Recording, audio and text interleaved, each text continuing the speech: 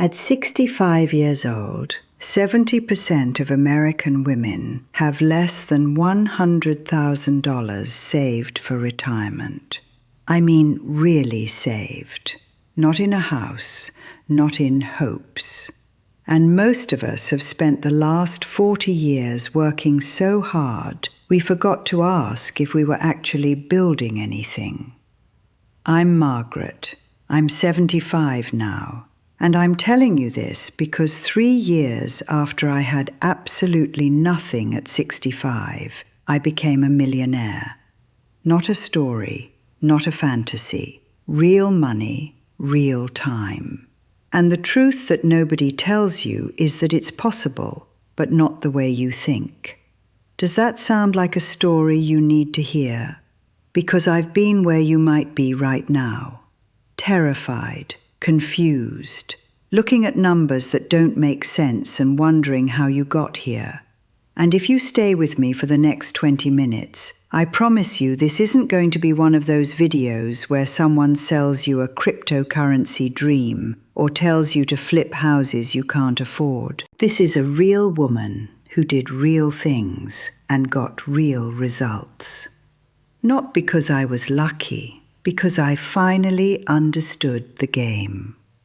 So stay here, woman to woman. I want to tell you what nobody else will say out loud. I worked in corporate for 40 years. 40 years. From 25 to 65, I was climbing ladders, making decisions that looked good on a resume, and telling myself that the sacrifice meant something.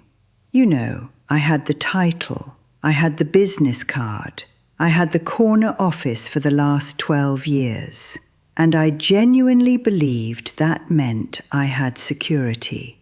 That meant I had a plan. That meant that when I turned 65 and the company gave me a gold watch and a party, I would walk into retirement like a reward, like I'd earned it. And I did earn it. But I hadn't earned money.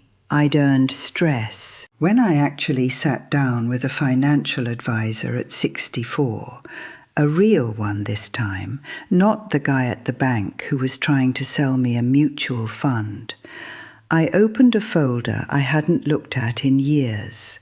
My 401k statement, my IRA, my Roth IRA, all these accounts with fancy names that I thought meant I was smart and prepared. And then I saw the number, the actual number. After 40 years of contributions, after all those deductions from my paycheck, after all those years of thinking I was doing the right thing, I had $183,000. I'm not proud of this. I'm saying this because I need you to understand how fast 40 years can disappear. And I know what you're thinking. 183,000 sounds like something. It's not nothing, right? But I was about to turn 65. My mortgage still had 12 years left on it. I had a car payment. I was taking blood pressure medication. And here's what nobody tells you about retirement at 65. Medicare doesn't start until 65. And even then, it doesn't cover everything. There are gaps. Prescriptions, dental, vision. That advisor looked at me and said, Margaret, if you withdraw from your 401k before 65, you'll pay penalties. If you withdraw too much after 65, you'll be taxed differently. And your Social Security won't kick in full until 66 and a half. And I just stared at him. I thought I'd been planning. I thought I was prepared. But I was standing on sand. The pension I earned through the company, the one I thought would be my safety net, was going to give me $1,500 a month. $1,500. My mortgage payment alone was $1,300. So you do the math on that one. The pension was real, but it was a lie. It was money that looked good until you tried to live on it. And my Social Security, when I started taking it at 66, because I had no choice, was $2,200. Combined, my guaranteed income was going to be $3,700 a month, $44,000 a year.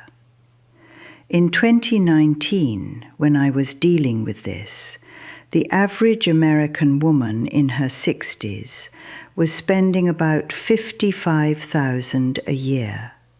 Not luxury, not fancy, just living, just existing. I had savings, but not for long. I started counting. I paid off the car.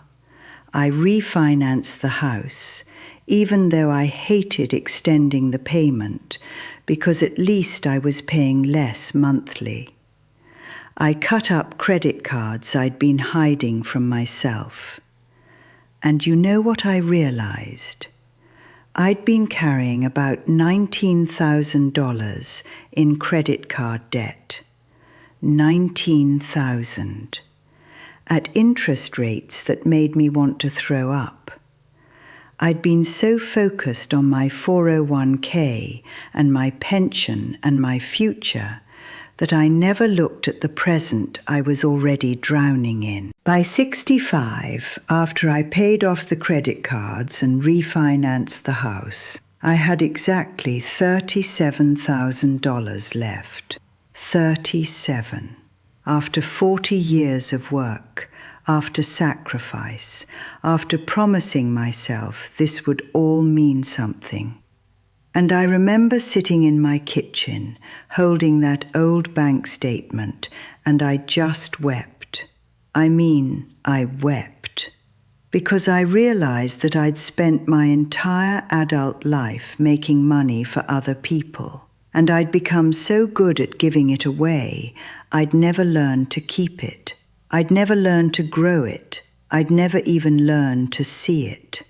That was the moment I broke. I didn't want to admit what was happening. I was 65 years old.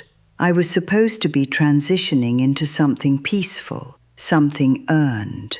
Instead, I was facing the kind of panic I'd felt in my 20s when I was starting from scratch. But worse, because now I was older. My body hurt in ways it didn't before. My energy wasn't what it used to be, and I had to face the fact that I might have to work past 65, or find a way to make money that I had no energy left to make. And you know what I did? I sat with it. I sat with the fear. And then I got angry. And then I got strategic. The first thing I did was acknowledge the real situation. Not the story I told myself. Not the lie about the pension and the Social Security and the nest egg. The actual numbers. I needed at least $5,000 a month to live with any kind of dignity. That was food, utilities, insurance, healthcare, the basics. And I had $37,000. So mathematically, I had 8 months before I was out of money. Not 8 years, 8 months. I'm saying this because I wish someone had said it to me. Not to scare you, to wake you up. And then something shifted in me. I looked at the skills I'd spent 40 years developing. I was a project manager. I was a strategist. I knew how to coordinate large initiatives, work with budgets, manage timelines, and talk to senior leadership. And I'd been convinced that all of that was worthless after 65, that nobody would hire me, that I was too old, too tired, that the job market didn't want women like me. And then I asked myself a different question. What if I use those skills for myself, instead of for someone else's company. I started freelancing as a project management consultant. I got on platforms, you know the ones, where small businesses and startups need help. I undercut my old corporate rate by half because I wasn't carrying overhead and I wasn't trying to make a full-time salary. I just needed to make $5,000 a month. And you know what? Women in their 60s, women who've been in the workforce, we actually have something valuable. We have judgment. We have experience. We finish our work. And small business owners desperately need that. I took on 3 clients. I made $12,000 that first year from consulting. Not enough, but real. And then I looked at my house. I had paid into that house for 40 years. It had appreciated. The neighborhood had appreciated. And I was sitting in a 4-bedroom house where I lived alone, paying a mortgage on a salary I didn't have. So I did something that terrified me. I took in a renter. I rented out 2 bedrooms to a woman in her 50s and her college-age daughter. That brought in $1,800 a month, rent that covered most of my mortgage. I'm not going to tell you it was easy. I'm not going to tell you I loved having people in my space. But I did it because I needed to survive. And I did it because I had to think like someone who didn't have a safety net anymore. Because I didn't. The third thing I did was look at what I'd been taught about money. I'd been taught that you save it. You put it in a 401k. You let a professional manage it. You don't touch it. You don't question it. You just trust that it'll be there.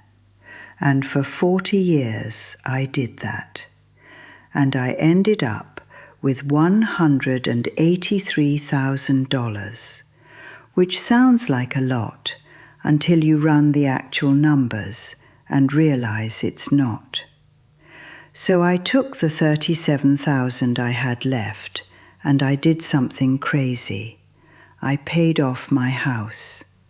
I took a loan against the equity, paid off the remaining balance, and I owned my house outright. At 65, when most people are trying to preserve capital, I did the opposite. I eliminated my biggest monthly expense. My mortgage was gone. Now I just had property tax and insurance, which was less than $600 a month. My cash flow changed. Suddenly, the $1,800 from my renters was gravy. Suddenly, the money I made consulting wasn't going to bills. It was actually going somewhere. And that's when I started to understand something about money that 40 years of corporate success had never taught me. It's not about how much you earn. It's about how much you keep. It's not about the title on your door. It's about the margin between what comes in and what goes out. I started tracking every single dollar. I wrote it down. I used a spreadsheet. I know that sounds tedious. I know that sounds like something you do when you're poor and you don't want to feel poor. But actually, tracking money is something the richest people do. I learned that the hard way. I had a whole account just for my required living expenses, another for healthcare, because at 65 in America, healthcare is a category that can destroy you, and another for everything else. By 66, I had eliminated my mortgage. I was making $12,000 a year consulting.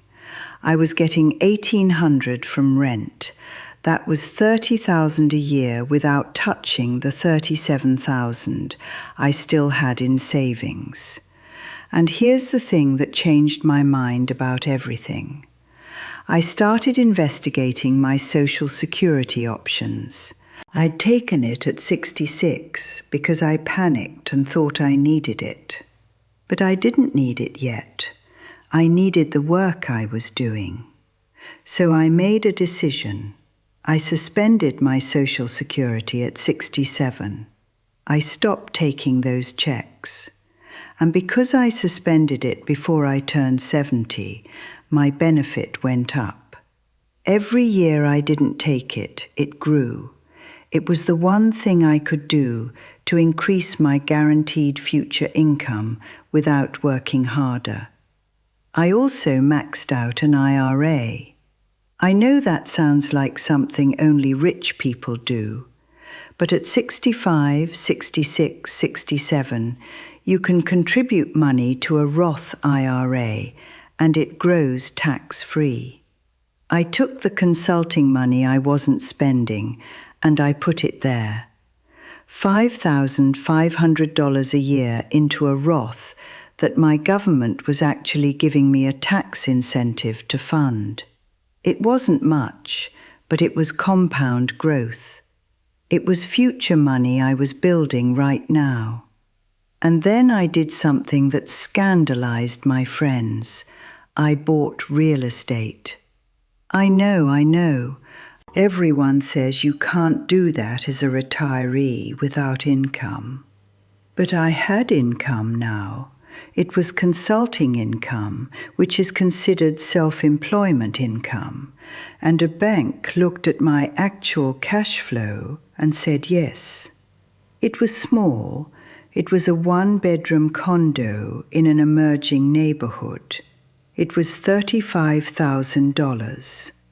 I bought it with my savings and some assistance from the equity in my house, and I rented it out, $1,200 a month. By 68, I had 3 income streams.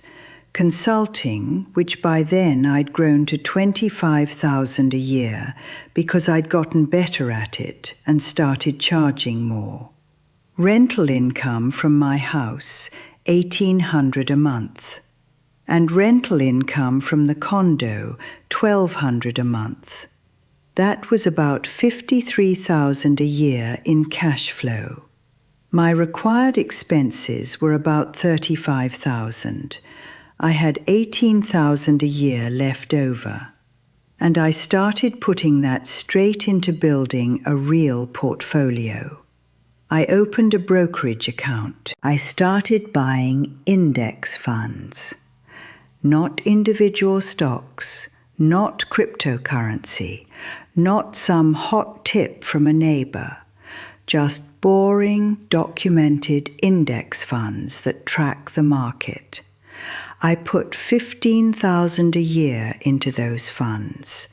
And because I'd started this late, I was aggressive. I knew I had a timeline. I didn't have 40 years to wait. But I also knew something about being a woman in her 60s. I wasn't going anywhere. I was going to be around. This money had to grow, and I was going to live to see it. By 69, my portfolio was worth $120,000. I had $37,000 in savings still. I had the house, which had appreciated and was now worth about $450,000. I had the condo, which was worth about $80,000, and I had 3 income streams generating cash. And I remember sitting down with a calculator, and I added it all up, and it was over $1 million. I was a millionaire. Not on paper in the way that rich people count their estates. I was a millionaire in the way that matters. I had assets. I had income. I had no debt, and I had options. And you know what was strangest about it? It wasn't the money. It was what happened to me mentally. When I stopped worrying about whether I had enough, something shifted. I started sleeping better. My blood pressure went down. I went to the doctor, and my stress numbers were lower than they'd been in 15 years. And I realized that the whole time I was working, when I thought I was building security, what I was actually doing was creating anxiety. All those years in the corporate machine, all that sacrifice, it had just been generating fear. But when I actually looked at my real numbers, when I actually built something with my own hands, instead of trusting someone else to build it for me, I found peace.